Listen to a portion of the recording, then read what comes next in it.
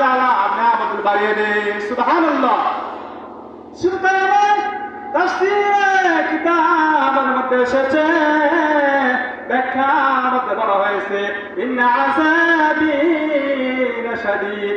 আমি আল্লাহ তাআলা যে সমস্ত বান্দাদেরকে আমি আল্লাহ তাআলা নিয়ামত দান করলাম, ওই বান্দা যদি নিয়ামত যদি অন্য জায়গায় বিচ্ছিন্ন হয়ে যায়, আমি আল্লাহ তাআলা সমস্ত সব কিছু ছিনিয়ে নিব। নাউযুবিল্লাহি মিন যালিক।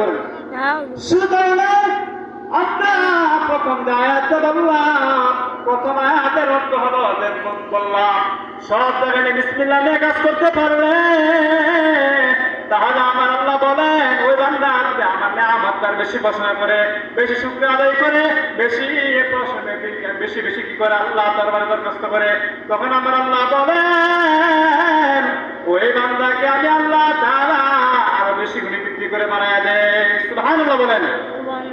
শুধু তাই নয়, আল্লাহ রাব্বুল আলামিন পড়ার মধ্যে কেন বলেছেন ইন্না আযাবি লাশাদীদ। তাহলে বান্দা, তাহলে আমি আল্লাহ তাআলা যা নিয়ামত দান করেছি, আমি আল্লাহ তাআলা দুনিয়ায় তোমাকে যা কিছু দিয়েছি, ওই কাজ থেকে তুমি কি দূরে সরে যাবে না। এই কাজ হলো আল্লাহ তাআলা কাজ থেকে কোন থেকে বিচ্ছিন্ন হওয়া যাবে না। কারণ আল্লাহ রাব্বুল আলামিন বলেছেন তাহলে বান্দা আমি আল্লাহ তাআলা তোমাকে তুমি বেশি নিয়ামত শুকরিয়া আদায় করো, তাহলে আমি আল্লাহ তাআলা ওয়াদা দিয়ে বলতে চাই আর বেশি গুণে তোমাকে নিয়ামত আর বৃদ্ধি দিতে থাকবো। সুবহানাল্লাহ।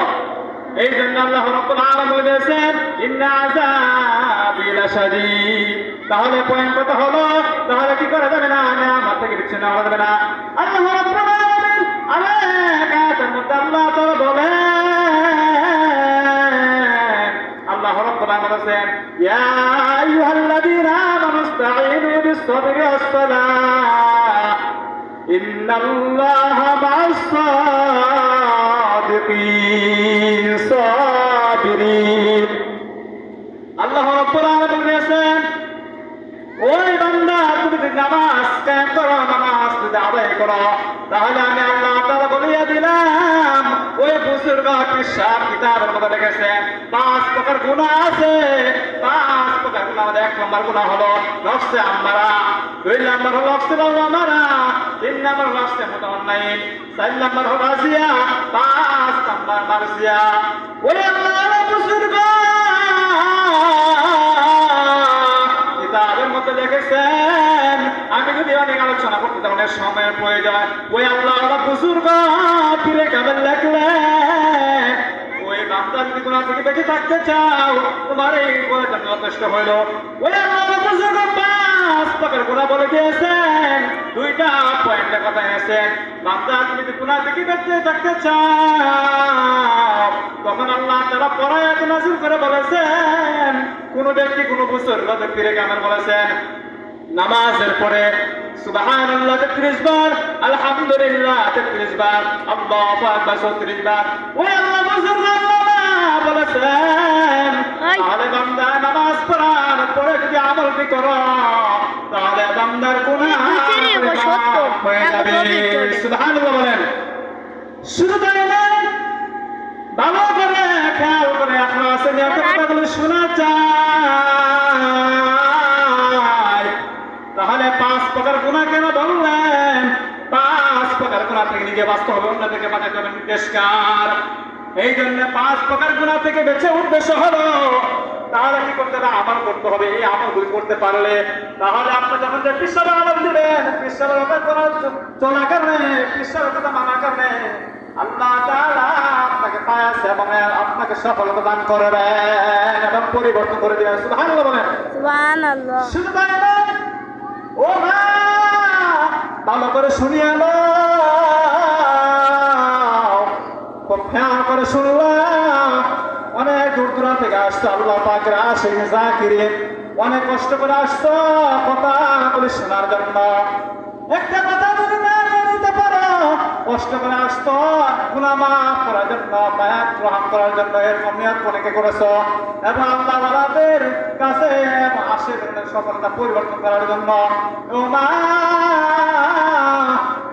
ভালো করে শুনিয়ে না, তোমার নিজের পরিবর্তন তুমি নিজে করতে হবে। এই জন্য আমি যে কথা বলতেছিলাম, 5 প্রকার গুনাহ আছে, 5 প্রকার গুনাহ থেকে বেঁচে থাকতে নিজে বাস্তবতা থেকে বাঁচাতে হবে। ওই 5 প্রকার গুনাহ হলো যে আমি বললাম, এই 5 প্রকার গুনাহ হলো যে আমল বেশি বেশি করবা, তোমার কথা বলে আর স্পিড হবে তুমি, এবং পরিবর্তন হতে থাকবা, তুমি নিজে অনুভব করতে পারবা না। সুবহানাল্লাহ বলেন। শুধু তাই না, ওই আল্লাহ বুজুর্গ তখন আয়াতের মধ্যে বলেন, ইন্নাল্লাহা ওয়াল ফাহশা ওয়াল মুনকারি ওয়াল বাগয়। আমি আল্লাহ রাব্বুল আলামিন জানাই না ওই বান্দা নামাজ কারণে সমস্ত সব কিছু পরিপূর্ণ হয়ে যায়। সুবহানাল্লাহ। শুধু তাই না, ওই আল্লাহ বুজুর্গ তখন বললেন নামাজ পড়লে সমস্ত সব কিছু পেরেশানি দূর হয়ে যায়। কেমন দূর হয়ে যায়? আল্লাহ কেন বলেছেন নামাজ পড়লে বান্দা তুমি সমস্যা আছো, অনেক মুসিবত আছো, অনেক জায়গায় তুমি ভয় হরে না ভয় মধ্যে আছো, আল্লাহ সাহায্য করবে। আল্লাহ কাছে বলো, আল্লাহ আমি অনেক সমস্যা আছি, অনেক বিপদের মধ্যে আছি। আমার আল্লাহ বলে বান্দা চাওয়ার কারণে, বলার কারণে, আমার কাছে পাওয়ার কারণে আমি আল্লাহ তাআলা ওই বান্দাকে আমি মদদ দিয়ে দিলাম। সুবহানাল্লাহ বলেন। শুধু তাই নয়, আমি প্রথম সায়াতটা বললাম, লাইন শাকারতুম লাযিদান্নাকুম ওয়া লাইন কাফারতুম ইন্না আযাবি লাশাদীদ। তাহলে কথা হলো, সর্বপ্রথম কথা হলো নিয়ামতের শুকর আদায় করতে হবে আল্লাহ তাআলার কাছে। আল্লাহ তাআলার কাছে যদি নিয়ামতের শুকর আদায় করতে পারি, তাহলে আল্লাহ তাআলা আমাদেরকে দীর্ঘ আর পরিবর্তন এবং আমাদেরকে সঠিক, এবং মাওলানা কারীম বলেছেন বান্দা যে যত গুণগান গাইবে আমি মাওলানা কারীম তার জন্য হয়ে যাবে, তাকে বেশি বৃদ্ধি করে বানায় দেব। সুবহানাল্লাহ বলেন। শুধু ভাই তাফসীর কিতাবের মধ্যে এসেছে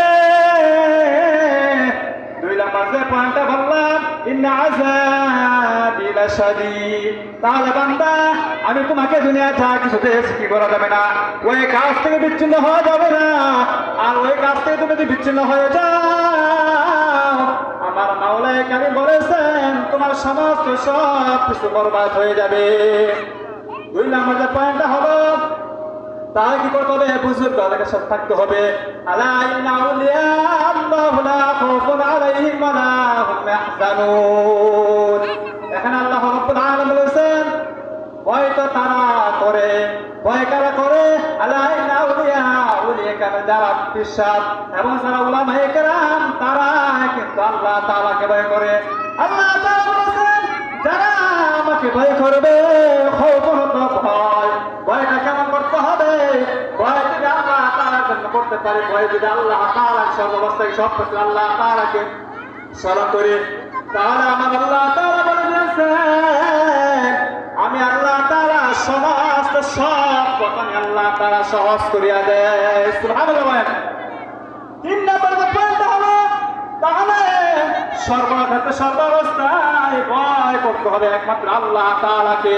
দুনিয়ার মানুষদেরকে ভয় করলে কোন হাত নাই, আল্লাহ তাআলাকে ভয় করতে পারলে আমার আল্লাহ তাআলা বলেছেন ওই বান্দার সমস্ত সব জায়গার মধ্যে আছে যে স্থান থাকে না কেন, সমস্ত পথ আমার আল্লাহ তাআলা সহজ করিয়া দেয়। সুবহানাল্লাহ বলেন। সুবহানাল্লাহ। 4 নম্বর পয়েন্টটা হলো, এখানে আল্লাহ রাব্বুল আলামিন 5 প্রকার গুনার কথা কেন বললেন?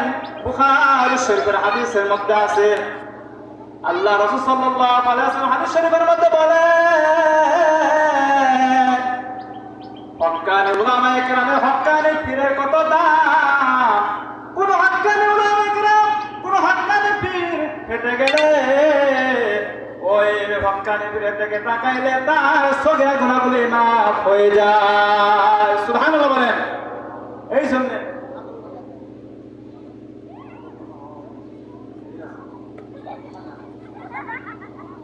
এই জন্য আমার ভাইরা বন্ধুরা, হক্কানি পীরের মতো ধাপ কত বাংলার জমিনে বন্ধ আছে।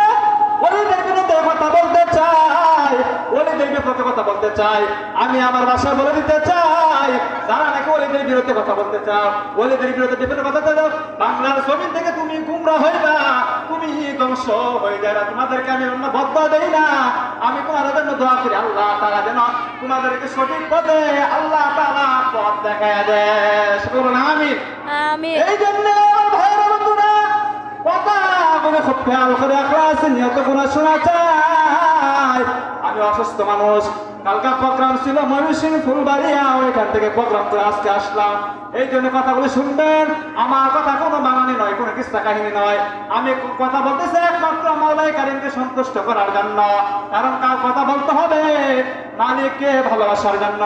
একটা কথা যদি আল্লাহর জন্য শোনাতে পারি, ওই মালিক যদি কথা শুনে যে হাতে এসে পড়ে, আমার মালিক বলেন ওই সবটুকু দান করবে এবং তাকে সন্দেহ নাই। এই জন্য মুসলমান ভাইরা আমার, তখন আল্লাহ তাআলা পরা আয়াতের মধ্যে বলে দিয়েছেন, ইন্নাল্লাহা বারিউল মুশরিকিন। আল্লাহ রাব্বুল আলামিন ফরম বইয়াতে আল্লাহ তাআলা কি বলেছেন, ও মুসলমান জাতি, তোমরা তো আমার শ্রেষ্ঠ উম্মত, শ্রেষ্ঠ জাতি, তোমরা আসছো এমন উম্মত, একজন এমন একটা বান্দা, আল্লাহ তাআলাকে তোমরা বেশি ভয় করো। রাসূলুল্লাহ সাল্লাল্লাহু আলাইহি ওয়াসাল্লাম হাদিস শরীফের মধ্যে বলেছেন,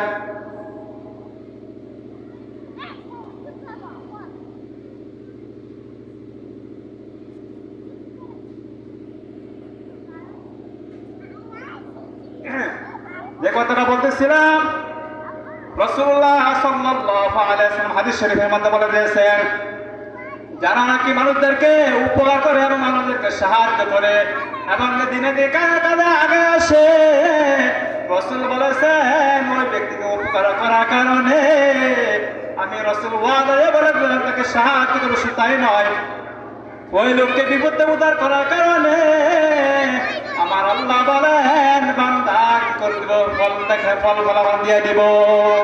এই জন্য আমার ভাইরা, আজকে আমরা উপকার করতে চাই না, মানুষের ক্ষতি করার চেষ্টা করবো না। আমরা যে মানুষদের খুব ক্ষতি করি, তাহলে আমাদের ফলাফল দুনিয়াতে এসে যাবে। যে কথাটা বলতেছিলাম, তাহলে কি করতে হবে? বুঝতে বিষয়ে ও মা বোনেরা যারা আছেন, ও যুবক ভাইরা যারা আছেন, বৃদ্ধ বাড়ি যারা আছেন, আপনারা অনেকে আসছেন অনেক দূর দূরান্ত থেকে, যখন যে পীরে কামেল, পিসা যারা যখন যে আপনাকে নির্দেশন